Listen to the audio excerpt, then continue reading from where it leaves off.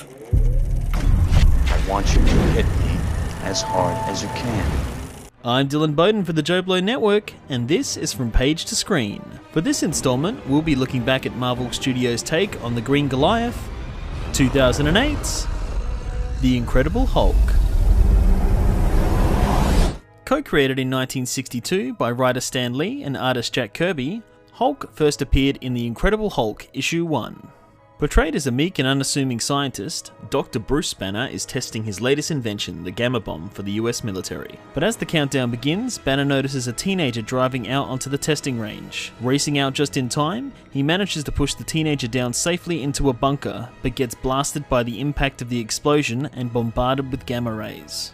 Taken back to a medical base, he begins feeling ill and as the sun goes down transforms into a hulking monster with superhuman strength and invulnerability. Going on a rampage, the US government hound him, and the teenager he saved, Rick Jones, is the only one who knows his secrets. Feeling responsible, he aids Banner in eluding the army, led by General Thunderbolt Ross and his unrelenting pursuit of the Hulk. Originally, he was coloured grey, but when printing issues caused the greys to come across as green, he was altered to his traditional iconic all-green by his second appearance. Initially, Banner would only change when the sun went down, transform back when the sun came up, and could still form sentences when in his Hulk form. As early as issue 4, Banner devised a way to control his powers by using a gamma ray projector to transform when required, while still maintaining his full intellect and personality. The initial series only ran for 6 issues before it was cancelled, but the character lived on as a founding member of the Avengers in Avengers issue 1.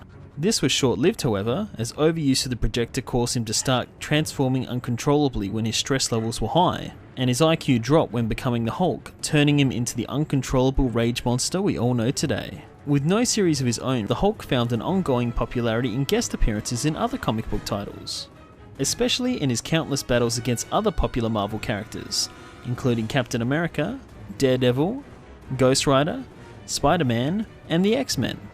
Hulk would finally get his own title again in 1968, when Tales to Astonish was renamed The Incredible Hulk with issue 102.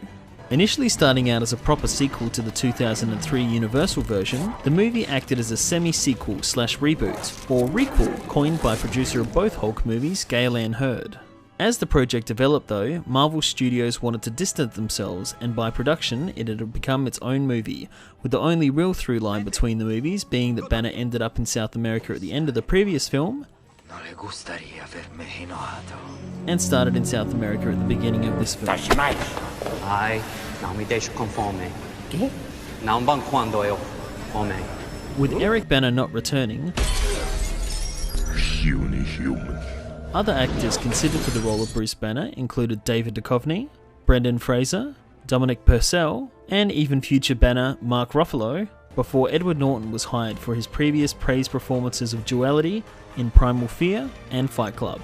Louis Leterrier was hired to direct and wanted to make his version of the Hulk leaner than any seen before on screen, with 0% body fat and pure muscle, basing his version on the artwork of artist David Keown, in order to show that the transformation was a painful experience for Banner when his body changes size, citing the American Werewolf in London transformation as an inspiration. Leterrier's primary inspiration were Jeff Loeb's Hulk Grey,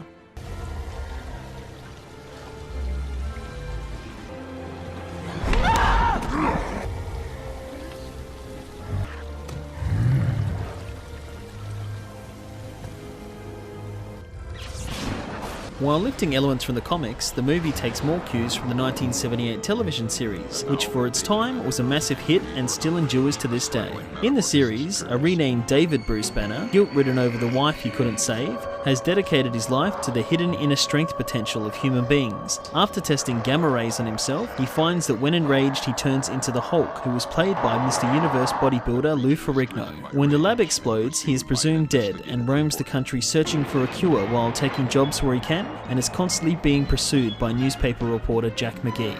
Mr. McGee, don't make me angry.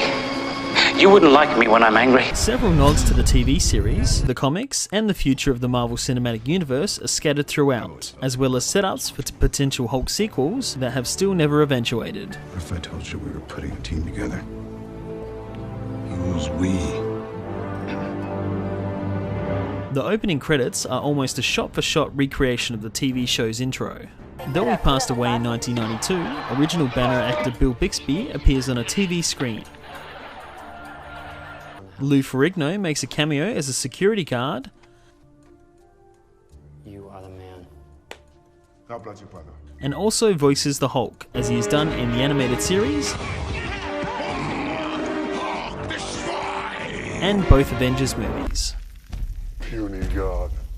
Stan Lee makes a cameo, accidentally drinking from a bottle of contaminated soda containing the Hulk's blood. And that same brand of soda can be also seen advertised in Ant-Man.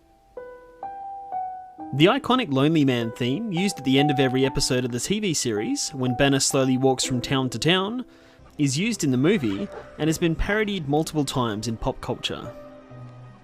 Oh, play that sad walking away song from The Incredible Hulk. Hey, everyone, look at me. Look at me. Two bystanders interviewed about the university attack are Jeff McGee and Jim Wilson. McGee was the name of the reporter in the television series, and Wilson was an orphan the Hulk befriended in the comics. The news report itself also appears in Iron Man 2 as part of Tony Stark's Avengers debriefing. The SHIELD logo also appears in a database tracking Mr. Blue's interactions with Banner. During the opening credits, classified files listing Nick Fury and Rick Jones can be seen, as well as blueprints for Stark technology that would later be used against the Hulk.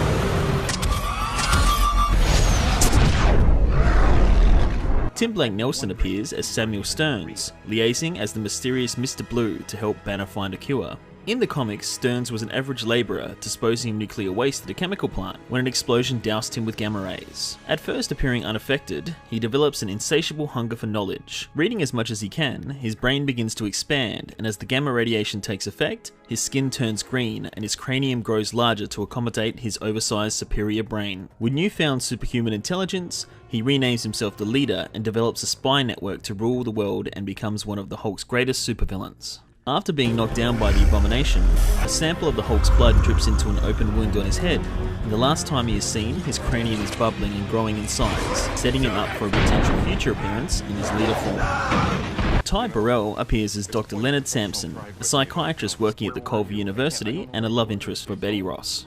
In the comics, Sampson was a scientist and a psychiatrist that had an interest in the Hulk. Offering his services to cure Betty from being frozen in ice, and Banner from his transformations, he ciphered gamma energy from the Hulk. With residual gamma energy left, he used it on himself, giving him a muscular physique, super strength, and long green hair. Grateful for saving her life, she fell in love with him, and the jealousy caused Banner to reverse the effects and turn him into the Hulk once again. Feeling responsible, Sampson would go on to become a therapist for Banner, and would even become a superhero in his own right, under the name Doc Samson. Tim Roth appears as Emil Blonsky, an aging Russian-born English SAS mercenary hired to take down Banner. In the comics, Emil Blonsky was a Russian spy sent to take photographs of gamma technology. When sneaking through the lab, he uses the machine on himself and changes into an amphibian-like monster stronger than the Hulk and able to maintain his personality and intellect. However, he is unable to ever change back to his human form. His movie counterpart is past his due date and looking for an edge to stay relevant. When given the chance to increase his skills through the same super soldier serum that created Captain America, he overdoses and exposure to gamma rays transforms him into an abomination. Leterrier reasoned that with no amphibian or reptile DNA, it made little sense to closely follow the look from the comics. Instead, due to the serum being injected directly into his bone marrow, his look was changed to show more bony protrusions which he could use as stabbing weapons. But the movie is more famous for what didn't make it in.